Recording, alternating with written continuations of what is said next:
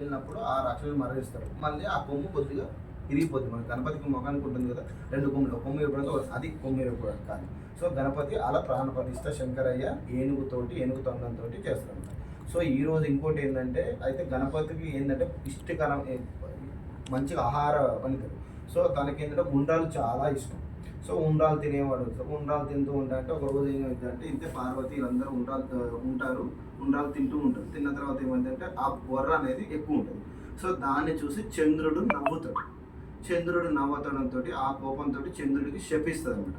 ఈ గణపై కోపం వస్తుంది. నువ్వు నన్ను చూసి నవ్వుతావా, నా బొర్రను చూసి, నేను తినేదాన్ని చూసి నవ్వుతావు అని చెప్పి ఈ రోజు ఎవరైనా సరే గణపతి పూజ చేసుకున్న వాళ్ళు అక్షంతలు మీదేసుకునే వాళ్ళకి ప్రాబ్లం. ఎవరైనా మీదేసుకుని నెలవంక చూస్తే లేనిపోని నిందలు పడతాయి అంటారు. ఈ రోజు నెలవంక అనేది చూడకూడదు ఆకాశంలో నెలవంక చూడదు. ఎందుకంటే చెయ్యని తప్పులకు కూడా నిందలు మోయాల్సి వస్తుంది.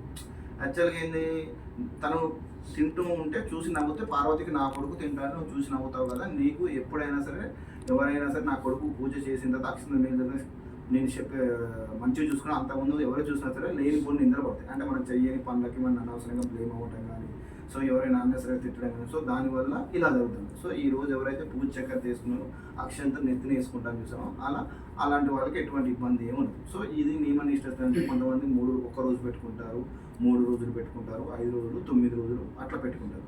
సో ఈ 9 రోజుల్లో పొద్దున సాయంత్రం దీప నైవేద్యం పెడతారు. సో మన దగ్గర ఏది ఉన్నా సరే గణపతికి ఏంటంటే మనం ఎలా చేసినా సరే శంకరయ్యకు చెంబడి నీళ్లు పోసి మారేడు దళంతో పూజ దండం పెట్టుకొని ఎలా అయితే పెట్టుకున్నామో మన గణపతికి కూడా అదే విధంగా ప్రతి ఒక్క గణనాథుడు ఎక్కడ గల్లీలలో కానీ ఇండివిజువల్గానే పెట్టుకుంటారు. ఎందుకంటే గణనాథుడు కూడా శంకరయ్యకు స్వరూపం. ఏది చేసినా సరే ఇబ్బంది పెట్టకుండా కోరికలు తీరుస్తారు అనమాట. సో మనం ఏ రకమైన కోరికలు అయినా సరే తీరుస్తూ ఉంటారు అనమాట. సో ఇది గణపతి యొక్క కథ ప్లస్ అర్చన. ఓకే, ఓకేనా?